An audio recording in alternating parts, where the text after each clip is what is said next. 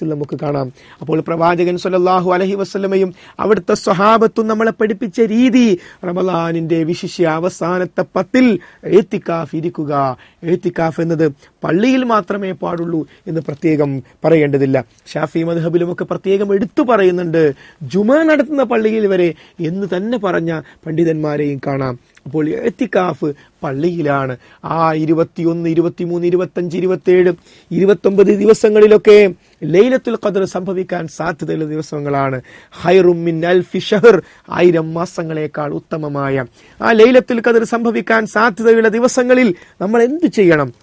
കഴിയുമെങ്കിൽ മുത്തു മുഹമ്മദ് മുസ്തഫ നബി കരീം സല്ലല്ലാഹു അലൈഹി വസല്ലം ഇഅ്തികാഫിരുന്ന പള്ളിയിലേക്ക് തന്നെ, മസ്ജിദുൽ ഹറാമിലേക്ക്, മസ്ജിദുൻ നബവിയിലേക്ക് തന്നെ പോകാൻ നമുക്ക് സാധിക്കുമോ? ബൈത്തുൽ മുഖദ്ദസിലേക്ക് പോകാൻ സാധിക്കുമോ? എങ്കിൽ അവിടെ തന്നെ പോയിരിക്കുക.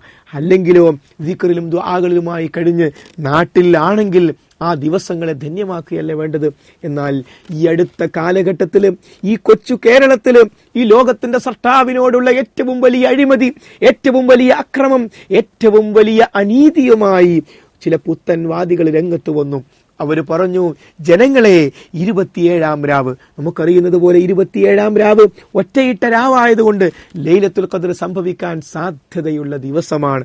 ആ ദിവസത്തിൽ ജനങ്ങളോട് പറയുകയാണ്, ജനങ്ങളെ പള്ളിയിൽ നിന്നും പുറത്തേക്ക് ഇറങ്ങുവീൻ, ജീപ്പിൽ കയറുവീൻ, ബസ്സിൽ കയറുവീൻ, വാനിൽ കയറുവീൻ, ചലോ ചലോ സലാത്ത് നഗറിലേക്ക് പോകുവീൻ. പള്ളി വിട്ട് പാടത്തേക്ക് ജനങ്ങളെ കൊണ്ടുപോയി ആ പാടത്ത് 10,000 ഒരുമിച്ച് ചേർത്തുകൊണ്ട് എന്താണ് വിളിക്കുന്നത്? തങ്ങളെ തങ്ങളെ എന്ന് പറഞ്ഞുകൊണ്ട് മഹാനായ മുത്തു മുഹമ്മദ് മുസ്തഫ നബി കരീം സല്ലല്ലാഹു അലൈഹി വസല്ലമയോട് നേരിട്ട് വിളിച്ചു പ്രാർത്ഥിക്കുകയാണ്. തങ്ങളെ നീ ഞങ്ങളോട് പൊറുക്കണമേ, ഞങ്ങൾക്ക് വേണ്ടി റെക്കമെൻഡ് ചെയ്യണമേ എന്ന് പറഞ്ഞുകൊണ്ട് മഹാനായ നബി കരീം സല്ലല്ലാഹു അലൈഹി വസല്ലമയോട് നേരിട്ട് പ്രാർത്ഥിക്കുന്ന രംഗം കാണുമ്പോൾ ഇതിനെതിരെ സമഗ്രത പറയുന്ന, സമ്പൂർണത പറയുന്ന, ഞങ്ങൾ ഇസ്ലാമിനെ പൂർണ്ണമായും അവതരിപ്പിക്കുന്നു എന്ന് പറയുന്ന ആളുകൾ ഒരു വിരലനക്കിയോ, ഒരു പ്രസ്താവന ഇറക്കിയോ, ഒരു ജാഥ നടത്തിയോ, ഒരു പ്രതിഷേധം നടത്തിയോ, ഒരു ബോധവൽക്കരണ പരിപാടി നടത്തിയോ? ഇല്ല. അതൊക്കെ അവരുടെ ഭാഷയിൽ ശാഖാപരമായ പ്രശ്നം. മഹാനായ മുഹമ്മദ് നബി കരീം സല്ലല്ലാഹു അലൈഹി വസല്ലമയോട് പ്രാർത്ഥിക്കുക എന്നത് ശാഖാപരമായ വിഷയമാണോ? അല്ലല്ലോ.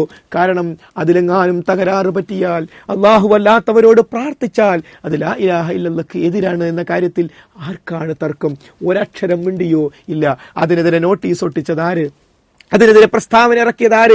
അതിനെതിരെ 100 സീഡികൾ ആ പറയുന്ന ആ സ്വലാത്ത് നഗർ നടക്കുന്ന സ്ഥലത്തിന്റെ തൊട്ടടുത്ത് തന്നെ 1000 ഒരുമിച്ച് ചേർത്തുകൊണ്ട് എന്താണ് സ്വലാത്ത്, എന്തിനാണ് സ്വലാത്ത് എന്നൊക്കെ വിശദീകരിച്ചുകൊണ്ട് പ്രഭാഷണം നടത്തിയതാര്? മുജാഹിദുകൾ, സലഫികളാണ്. എന്തേ?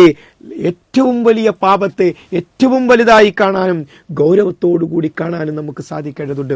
ഈ അടിസ്ഥാനപരമായ വിഷയങ്ങളിൽ സമൂഹം ശിർക്കിലേക്ക്, ബിദ്അത്തിലേക്ക്, ദുരാചാരങ്ങളിലേക്ക്, നരകത്തിന്റെ മാർഗത്തിലേക്ക് പോയിക്കൊണ്ടിരിക്കുമ്പോൾ അവരെ പിടിച്ചു നിർത്താൻ അരുതരുതരുത് എന്ന് പറയാൻ ഇവിടെ ആരാണുണ്ടായത്?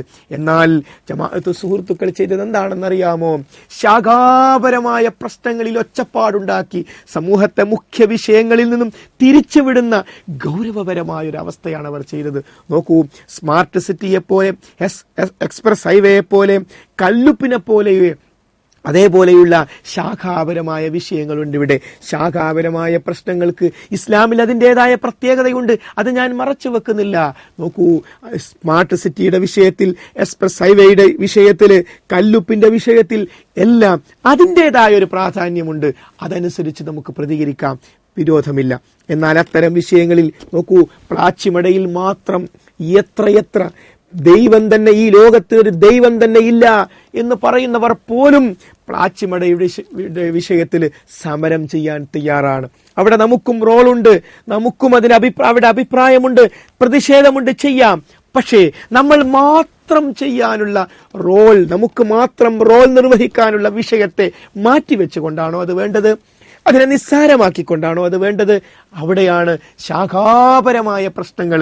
ഇവിടെ മറ്റുള്ളവരും പ്രതികരിക്കാനുള്ള, മറ്റുള്ളവരും ജാഥ നടത്താനുള്ള, മറ്റുള്ളവരും പ്രതിഷേധിക്കാനുള്ള മറ്റു ആ ശാഖാപരമായ വിഷയങ്ങൾക്ക് പ്രാമുഖ്യം നൽകുകയും അടിസ്ഥാനപരമായ വിഷയങ്ങളെ അവഗണിക്കുകയും ചെയ്യുന്ന ഒരു രീതി എങ്ങനെയാണ് നമുക്ക് അംഗീകരിക്കാൻ സാധിക്കുക? മേധാ പട്കറെ നേതാവാക്കുന്ന ഒരവസ്ഥയിലേക്ക്, ആ മേധാ പട്കറുടെ പേരിൽ സിന്ദാബാദ് വിളിക്കുന്ന അവസ്ഥയിലേക്ക് ഒരു സമൂഹത്തെ വളർത്തിക്കൊണ്ടുവരുന്നു. ഇസ്ലാമിന്റെ പേര് പറഞ്ഞ് ആ ഇസ്ലാമികമായ വിഷയങ്ങൾ സമഗ്രമായി അവതരിപ്പിക്കുന്നു എന്ന് പറഞ്ഞ് പ്രസ്ഥാനമുണ്ടാക്കുകയും അവരുടെ യുവാക്കൾക്ക് വേണ്ടി ഒരു സംഘടനയുണ്ടാക്കിയപ്പോൾ ഇസ്ലാമിന്റെ പേര് പോലും അതിലില്ല. സോളിഡാരിറ്റി എന്ന പേരിൽ ഒരു പുതിയ സംഘടന രൂപീകരിച്ചപ്പോൾ ഇത് ഇസ്ലാമുമായി ഇതിന് വല്ല ബന്ധവുമുണ്ടോ എന്ന് പേരിൽ പോലും തോന്നാത്ത രൂപത്തിൽ ഇസ്ലാം എന്ന് പറയുന്നത് ഒരു ഇൻഫ്യൂരിറ്റി കോംപ്ലക്സ് ആക്കി മാറ്റുന്ന ഒരവസ്ഥയിലേക്ക് എത്തിയോ എന്ന് ഞാൻ ചോദിച്ചു പോയാൽ എന്നെ കുറ്റപ്പെടുത്തരുത്. ഗൗരവപൂർവം ചിന്തിക്കേണ്ട ഒരു വിഷയമാണ്. ആലോചിച്ചു നോക്കൂ, അതിന്റെ പരിപാടികൾ ഓരോന്നും നമ്മൾ എടുത്ത് പരിശോധിച്ചു നോക്കൂ. ഇത് കണ്ണൂർ ജില്ലയിൽ അവർ ഇറക്കിയിട്ടുള്ള ജില്ലാ സമ്മേളനത്തിന്റെ പ്രോഗ്രാം നോട്ടീസാണ്. ഈ പ്രോഗ്രാം നോട്ടീസ് മുഴുവൻ നിങ്ങൾ കാണുക.